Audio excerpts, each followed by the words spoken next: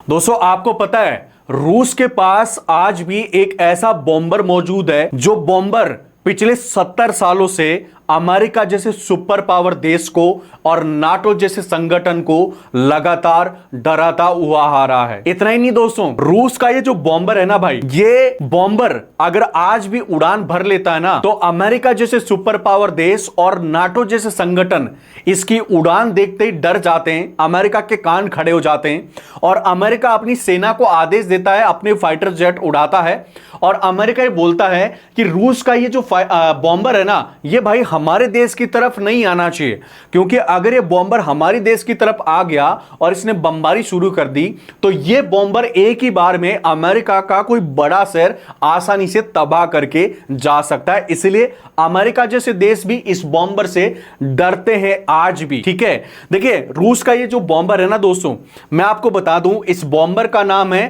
Tu-95 beer. ठीक है, ये जो Tu-95 बियर है ना दोस्तों, ये दिखने में कैसा दिखता है आप यहां पे देख सकते हैं। यहां पे आपको इसका जो डिजाइन है वो देखने को मिल रहा होगा। एंड ये बॉम्बर भाई अगर आप एक बार देख लोगे ना तो इसको देखते ही आपको डर लगने लग जाएगा, पसीना आ जाएगा, कहीं ना कहीं आपको लगेगा कि भाई ये जो मशीन है ये तो सच में लोगों को मारने वाली मशीन है। ठीक है, इसकी डिजाइन इस तरह से बनाई हुई है। अब वैसे मैं आपको बता दूं इसका नाम तो Tu-95 है, लेकिन दुनिया के अंदर इसको जाना जाता है, सभी देश इसको बोलते हैं रूस का 70 साल पुराना राक्षस, जो किसी देश को या किसी शहर को आसानी से इजीली मिटा सकता है। एक बात दोस्तों मैं आपको और बता दूं इस बॉम्बर के बारे में। देखिए रूस का ये जो बॉम्बर है ना Tu-95, ये आज भी एक्टिव है दोस्तों। आज भी जो पुतिन है ना वो इसका इस्तेमाल कर रहे हैं ऑपरेशंस के लिए।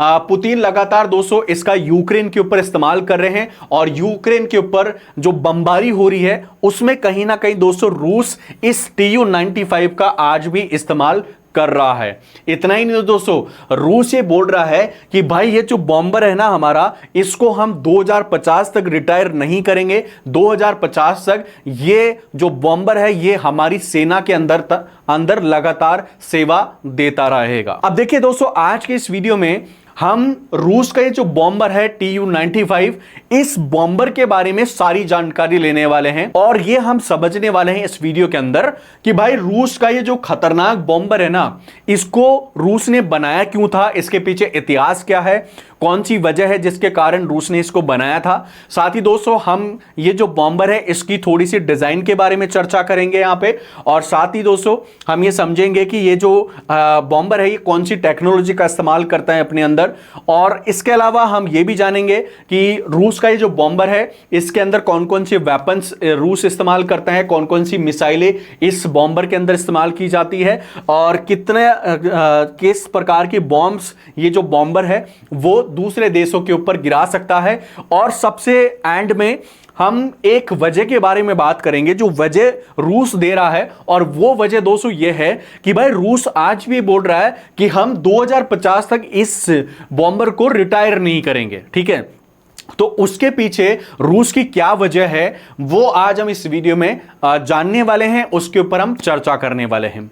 तो देखिए आज का जो वीडियो है वो काफी एजुकेशनल और नॉलेजेबल होने वाला है, वीडियो का एंड तक जरूर देखना। पहली बार अगर आप चैनल पे हैं तो मैं आपसे एक रिक्वेस्ट करूंगा, अगर आप इसी प्रकार के और नॉलेजेबल वीडियोस देखना चाहते हैं, अपने ज्ञान को आप बढ़ाना चाहते हैं, तो आप मेरे साथ जुड़ सकते हैं। इस चैनल को सब्सक्राइब करके बेल आइकन बटन को प्रेस करना, ताकि आने वाले जो वीडियोस हैं वो आपको मिलते रहें, आप देखते रहें और सीखते रहें। चलिए दोस्तों अब हम शुरुआत करते हैं आज की इस वीडियो की। तो देखिए दोस्तों, सबसे पहले हम ये जो बॉम्बर है ना इसकी डिजाइन कैसी है या दिखता कैसा है वो हम यहां पे एक बार देख लेते हैं। तो देखिए ये जो आपको इमेज दिख रही है ये Tu-95 बॉम्बर की एक रियल फोटो है जो मैंने आपके सामने यहां पे लगा रखी है। अब ये बॉम्बर भाई देखने में जो देखिए इतना बड़ा और इतना विशाल है कि आप इसको इस तरह से समझ सकते हैं कि ये बॉम्बर मान लो कहीं पे खड़ा है ना, तो ये कोई फुटबॉल मैदान होता है ना, उस फुटबॉल मैदान के आकार के आधे के बराबर ये बॉम्बर बड़ा है। इतनी बड़ी साइज का ये बॉम्बर है और इस बॉम्बर के अंदर देखिए 4 इंजन्स यहां पे लगे हैं। यहां पे एक इंजन लगा हुआ है, यहां पे दो, और दो इस तरफ यहां पे ये इंजन्स लगे हैं। एक बात मैं आपको और बता दूं इस बॉम्बर के बारे में, ये जो बॉम्बर है ना, इसके अंदर कोई भी जेट इंजन नहीं लगा है, बल्कि इस बॉम्बर के अंदर ये जो इंजन लगे हैं ना, ये टर्बो इंजन है, ठीक है। और ये जो टर्बो इंजन है, इसको एक इंजन लगभग ये मान के चलो 15,000 हॉर्स पावर की ताकत देता है, जिसकी वजह से भाई ये जो बॉम्बर है ना, इसकी स्पीड हो जाती है लगभग 925 किलोमीटर प्रति घंटा। और दुनिया का ये सबसे तेज उड़ने वाला विमान है, जिसके अंदर यहां पे टर्बो इंजन्स का इस्तेमाल किया हुआ है। एक बात मैं आपको और बता दूं, ये जो बॉम्बर है ना दोस्तों रूस का, ये अगर एक बार उड़ान भर लेता है तो लगभग ये एक बार में 15,000 किलोमीटर तक को टारगेट कर सकता है, ठीक है। यानी कि एक बार में अमेरिका जैसे देशों पे, यूके जैसे देशों पे भी आराम से बमबारी करके वापस अपनी बेस के अंदर लौट सकता है, ठीक है। अब भाई ये जो खतरनाक बॉम्बर है रूस का, ये रूस ने बनाया क्यों है, इसके पीछे इतिहास और इसकी वजह क्या है, थोड़ा सा हम उसको समझ लेते हैं। तो देखिए दोस्तों, Tu-95 का जो इतिहास है ये भी काफी इंपॉर्टेंट है, तो थोड़ा सा हम इसके बारे में जानकारी ले लेते हैं। देखिए Tu-95 को बनने के पीछे एक कहानी है, एक वजह है, इसी वजह से रूस ने इसको बनाया था। और वो वजह दोस्तों क्या है, देखिए आपको पता है कि जब सेकेंड वर्ल्ड वॉर चल रहा था, तो सेकेंड वर्ल्ड वॉर को रोकने के लिए अमेरिका ने क्या किया कि जापान के नागासाकी और हिरोशिमा पे फैटमैन और लिटिल बॉय दो बॉम्ब गिरा दिए, ठीक है। और उन बॉम्ब्स को गिराने के लिए देखिए अमेरिका ने यहां पे B-29 और B-52 जो बॉम्बर्स थे अमेरिका के, इन बॉम्बर्स को अमेरिका ने इस्तेमाल किया था। अब जैसे ही भाई अमेरिका ने जापान के ऊपर बॉम्ब्स गिराए, न्यूक्लियर बॉम्ब्स, जापान को काफी भारी नुकसान हुआ।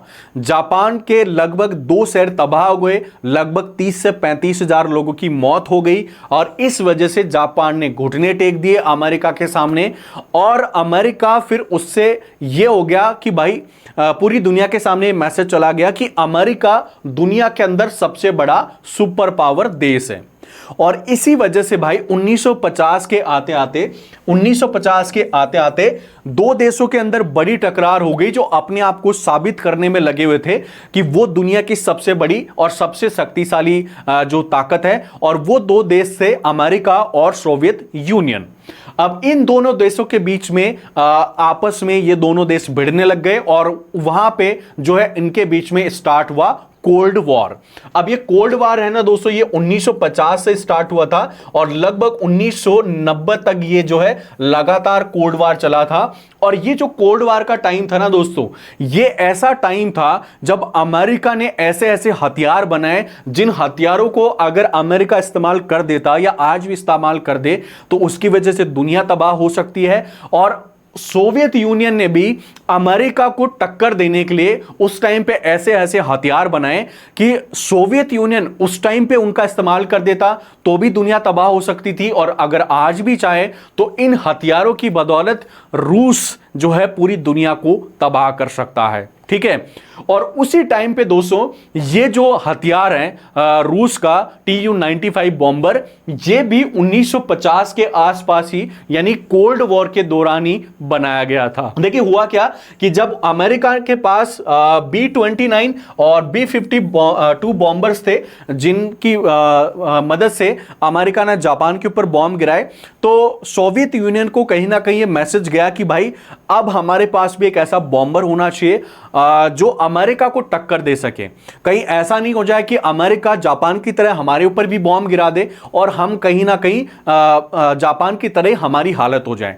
तो उसकी वजह से सोवियत यूनियन को लगा 1950 में कि सोवियत यूनियन के पास भी एक ऐसा बॉम्बर होना चाहिए। 3 टारगेट इन्होंने फिक्स करे थे, उन टारगेट्स के अकॉर्डिंग इन्होंने एक बॉम्बर की रिक्वायरमेंट करी। सबसे पहला इनका टारगेट था दोस्तों, सोवियत यूनियन को एक ऐसा बॉम्बर चाहिए था जो हजारों किलोमीटर तक यानी कि अमेरिका तक एक ही बार में उड़ान भर सके। सोवियत यूनियन का यह टारगेट था दोस्तों कि हमारे ऊपर पास जो बॉम्बर होगा ना, उसका मेन टारगेट होगा अमेरिका को मिटाना या फिर अमेरिका से टक्कर लेना। तो जिस कंपनी को प्रोजेक्ट दिया गया था उस कंपनी से सोवियत यूनियन की यही रिक्वायरमेंट थी कि भाई हमारे पास जो बॉम्बर होगा उसकी कम से कम इतनी क्षमता होनी चाहिए कि वो एक बार अगर उड़ान भरे तो वो लगभग अमेरिका जैसे देश के ऊपर जाके बमबारी कर सके। इतना अच्छा बॉम्बर या इतना जो है किलोमीटर तक उड़ने वाला बॉम्बर इनको चाहिए था। उसके बाद इनकी दूसरी रिक्वायरमेंट थी कि जो बॉम्बर हम बनाएंगे ना वो अमेरिका के बॉम्बर्स की तरह होना चाहिए, मतलब वो कोई न्यूक्लियर बॉम्ब ले जा सकता है और न्यूक्लियर बॉम्बर ले जाके किसी देश के ऊपर गिरा सकता है, ऐसा बॉम्बर हमें चाहिए। तीसरी रिक्वायरमेंट थी कि दुश्मन को ऐसा बॉम्बर हम बनाएंगे या ऐसा बॉम्बर हमें चाहिए जो बॉम्बर अगर एक बार उड़ान भरे तो दुश्मन का जो दिल है वो दहल जाना चाहिए। ये सोवियत यूनियन की रिक्वायरमेंट्स थी और इसी वजह से दोस्तों क्या हुआ कि 1952 के आसपास Tu-95 बन के तैयार हो गया और नाटो ने इसको जो है इसका नाम रखा बियर। ठीक है, बियर इसीलिए नाम रखा था दोस्तों क्योंकि ये जो बॉम्बर है ये दिखने में काफी ज्यादा भारी था।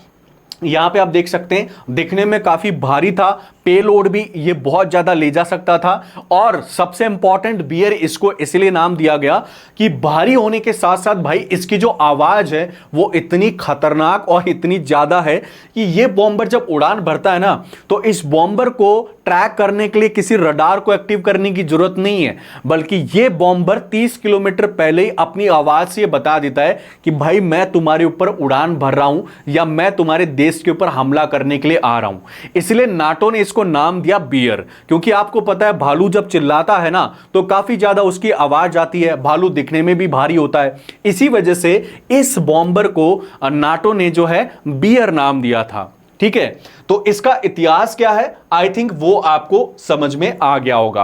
अब इतिहास के बाद दोस्तों हम बात करेंगे ये जो बॉम्बर है इसकी डिजाइन और इसके टेक्नोलॉजी की। ठीक है, तो डिजाइन तो देखिए दोस्तों ये आपको दिख रहा होगा बॉम्बर इस तरह से इसकी डिजाइन है और देखने में दोस्तों ये बॉम्बर जो है वैसे तो काफी खूबसूरत है, लेकिन भाई ये जो बॉम्बर है ये आगे से और कहीं से भी देखते ही आपको ये पता लग जाएगा कि भाई ये बॉम्बर नहीं है, मतलब ये कोई ऐसी मशीन है जो हमला करने आई है या फिर लोगों को मारने आई है।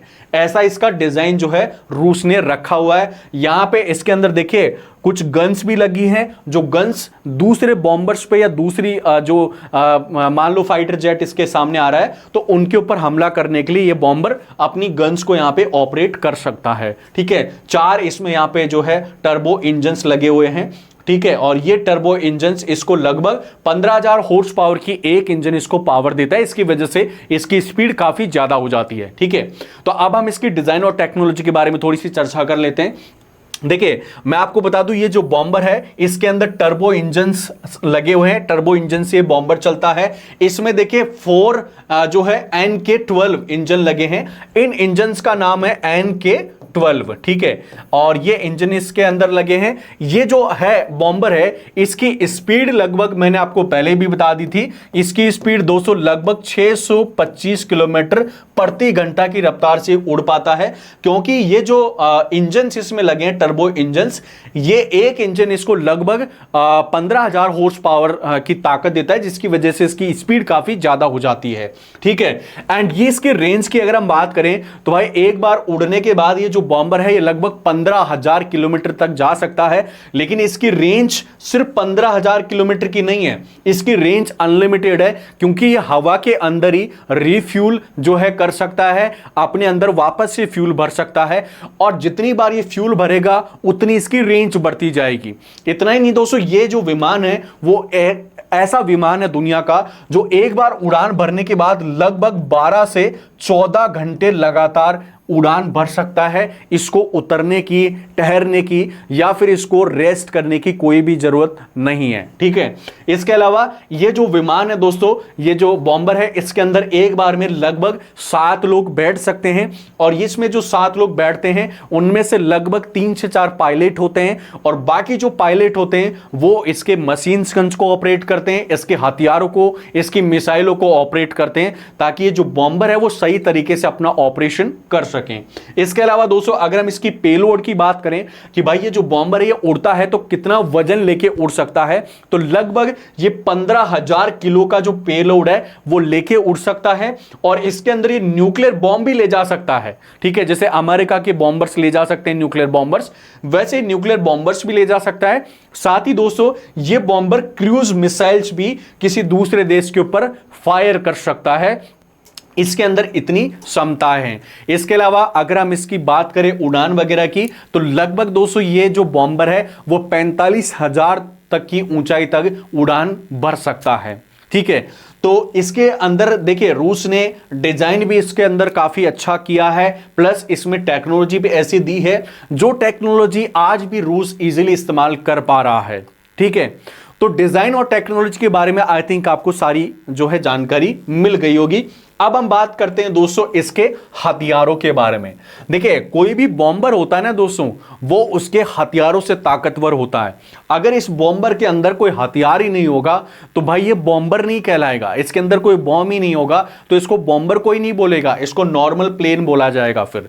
क्योंकि आपको पता है जो नॉर्मल पैसेंजर प्लेन होते हैं वो भी दिखने में ऐसा ही होता है, उसके अंदर भी 4-4 इंजन होते हैं, लेकिन उसमें बॉम्ब नहीं होते, उसमें पैसेंजर्स होते हैं।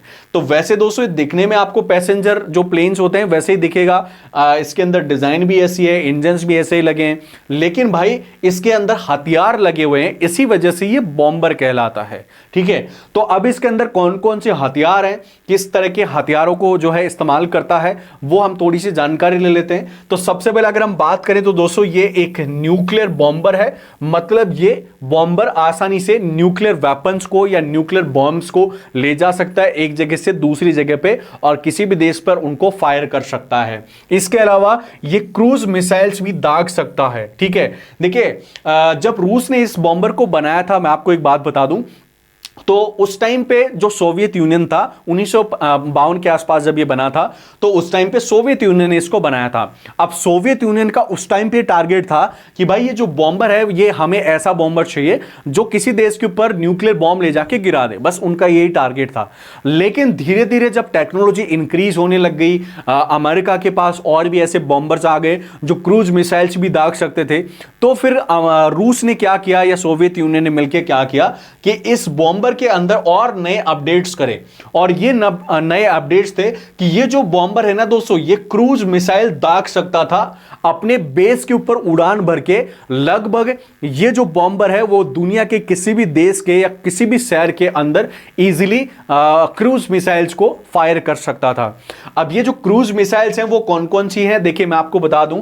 इसके अंदर देखिए KH-55 जो है न्यूक्लियर मिसाइल इसके अंदर जो है शामिल की गई थी, जिसकी रेंज लगभग 3500 किलोमीटर के आसपास होती है। इसके अलावा इसमें KH-010 एंड 102 इसके अंदर स्टील्थ क्रूज मिसाइल्स ये जो है इसके अंदर ऐड की गई है, जिनकी रेंज लगभग 5500 किलोमीटर है।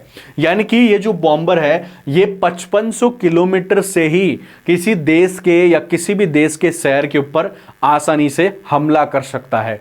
मतलब आप ये सोचो कि भाई अगर इस बॉम्बर को दिल्ली के ऊपर हमला करना है, ठीक है, तो ये दिल्ली से लगभग 5500 किलोमीटर दूर रह के ही दिल्ली के ऊपर अटैक कर देगा। इतना जो है इस बॉम्बर की रेंज है। इसके अलावा अगर हम बात करें तो इसमें कई सारे स्मार्ट वेपन्स लगे हैं जो इस बॉम्बर को प्रोटेक्ट करते हैं या फिर किसी देश के ऊपर उन वेपन्स के माध्यम से भी हमला किया जा सकता है। इसके अंदर ऐसे वेपन्स को ऐड ऑन किया गया है।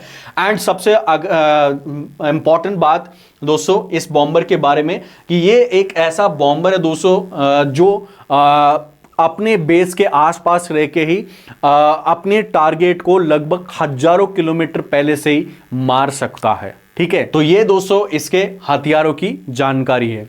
अब दोस्तों इस बॉम्बर के बारे में हम कुछ इंटरेस्टिंग फैक्ट्स के बारे में थोड़ी सी जानकारी ले लेते हैं। और ये जो इंटरेस्टिंग फैक्ट है ना दोस्तों, ये आपको ये बताएंगे कि भाई रूस ने आज भी इस बॉम्बर को एक्टिव क्यों कर रखा है। तो देखिए दोस्तों इसके पीछे एक तो ये वजह है कि दुनिया का ये सबसे तेज टर्बो प्रॉप जो इंजन्स होते हैं उन इंजन्स वाला विमान है और इसीलिए ये जो विमान है ये कम खर्चे में उड़ान भर लेता है। आपको पता है जो भी जेट इंजन्स वाले जो बॉम्बर्स होते हैं उनको उड़ाने में काफ़ी खर्चा लगता है देशों का, तो इसी वजह से ये जो विमान है ना, इसकी जो स्पीड है वो भी काफ़ी अच्छी है, लगभग 925 किलोमीटर के आसपास, और इसके अंदर टर्बो वाले इंजन्स लगे हैं, इसीलिए इसकी उड़ाने की जो कॉस्ट है ना वो थोड़ी कम आती है। इसीलिए कहीं ना कहीं दोस्तों रूस ने इस बॉम्बर को अभी एक्टिव रखा है और इसके अंदर जो टेक्नोलॉजी है वो भी काफ़ी एडवांस है। स्टील्थ टेक्नोलॉजी नहीं है, लेकिन जो टेक्नोलॉजी है वो आज भी कई सारे देशों के पास नहीं है। जैसे अगर आप इंडिया की बात करो, इंडिया वैसे तो ऐसे बोला जाता है कि इंडिया भाई दुनिया की 4th लार्जेस्ट इकोनॉमी है, लेकिन दुनिया का जो मतलब आप ये मान लो कि भारत जो है ना दुनिया का एक ऐसा देश है जिसके पास आज भी बॉम्बर्स नहीं है। अगर हम एक्टिव बॉम्बर्स वाले देशों की बात करें तो भाई रूस या फिर अमेरिका या फिर चाइना जैसे देश कुछ ऐसे देश हैं जिनके पास आज कुछ एक्टिव बॉम्बर्स हैं। बाकी भारत जैसे देशों के पास, पाकिस्तान जैसे देशों के पास, या फिर दुनिया के जितने भी अमीर देश हैं उन देशों के पास आज भी कोई बॉम्बर्स नहीं है। ठीक है, तो ये इसकी एक और बड़ी वजह है। अब इसके बाद बात करें दूसरे इंटरेस्टिंग फैक्ट के बारे में, तो रूस ने बोला है कि ये जो बॉम्बर है इसको रूस लगभग 2050 तक एक्टिव रखेगा।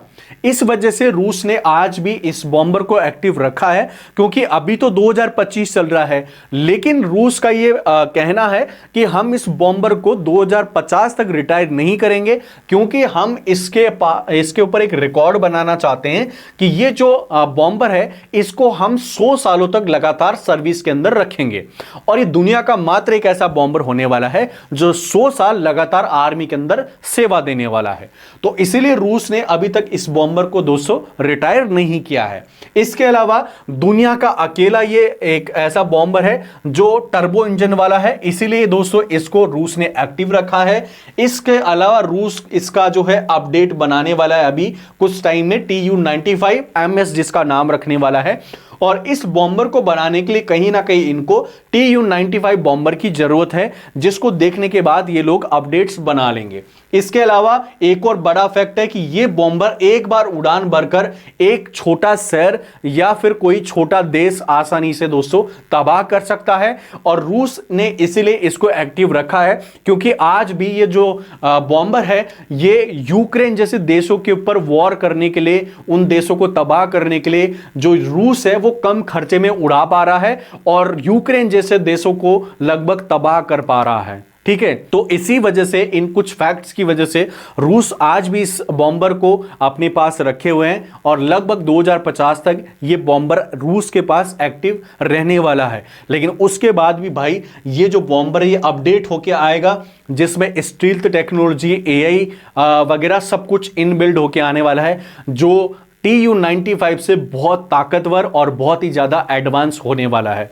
अब ये बॉम्बर कब आएगा ऐसा कोई ऑफिशियली अनाउंसमेंट नहीं है, लेकिन रशिया का ये अनाउंसमेंट है कि हम कुछ ही टाइम में इस बॉम्बर का अपडेट वर्जन बनाने वाले। ठीक है, तो ये था दोस्तों आज का वीडियो, जिसके अंदर मैंने आपको बताया Tu-95 के बारे में, इसका इतिहास क्या है, डिजाइन एंड टेक्नोलॉजी क्या है, साथ ही दोस्तों इसके अंदर किस प्रकार के हथियार हैं एंड रूस ने इसको अभी एक्टिव क्यों रखा है, वो सारी जानकारी मैंने आपके साथ शेयर कर दी है। देखिए, वीडियो से रिलेटेड कोई भी आपको सवाल जवाब करना है, कोई भी आपको जानकारी लेनी है तो आप मुझे कमेंट कर सकते हैं, मैं आपके सवालों के जवाब दूंगा। एंड एक मैं आपसे सवाल और करूंगा दोस्तों, देखिए अगर आपने मेरा ये पूरा वीडियो देखा है एंड वीडियो आपको अच्छा लगा है तो वीडियो को लाइक और शेयर करना, क्योंकि अगर आप लाइक शेयर करोगे तो हमारी मेहनत का थोड़ा सा हमें फल मिलेगा, और जितना लोग लाइक और शेयर करेंगे उतना ज्यादा ये वीडियो यूट्यूब लोगों तक पहुंचाने की कोशिश करेगा। एंड मैं आपसे एक बात पूछूंगा दोस्तों, देखिए मैंने इस वीडियो के अंदर कोई गलत जानकारी नहीं दी है, तो इसीलिए हमारे देश को एजुकेशन की जरूरत है, इंडिया को एजुकेशन की जरूरत है। अगर आपसे आज से पहले आपने इस बॉम्बर के बारे में जानते थे इतनी सारी बातें, तो आप इसको शेयर मत करना। अदरवाइज आपको लगता है कि इस बॉम्बर के बारे में इतनी जानकारी आज आपको पहली बार मिली है और ऐसी जानकारी आपको चाहिए, तो लाइक और शेयर जरूर कर देना। एक कॉमेंट और कर देना दोस्तों, देखिए आपको किस टॉपिक के ऊपर, किस हथियार के ऊपर या किसके बारे बारे में आपको जानकारी चाहिए, आप वो मुझे कमेंट कर सकते हैं। मैं उसके ऊपर आपके लिए एक पूरा प्रॉपर वीडियो बनाऊंगा, आपके साथ जानकारी शेयर करूंगा ताकि आप उसके बारे में जान सकें, सीख सकें। ठीक है, तो आज का दोस्तों कंप्लीट वीडियो था। आई होप वीडियो आपको अच्छा लगा होगा, आपने लाइक और शेयर भी कर दिया होगा। हमारे चैनल का टारगेट 1 मिलियन का है, तो देखते हैं कितनी जल्दी हमारा 1 मिलियन का टारगेट कंप्लीट हो जाता है। तो आज के इस वीडियो में बस इतना ही दोस्तों, मैं मिलता हूं आपको नेक्स्ट वीडियो में एक नई जानकारी के साथ। आज के इस वीडियो को पूरा देखने के लिए, मुझे और मेरे चैनल को सपोर्ट और सब्सक्राइब करने के लिए आप सभी मेरे प्यारे प्यारे दोस्तों का मेरे दिल से बहुत बहुत धन्यवाद।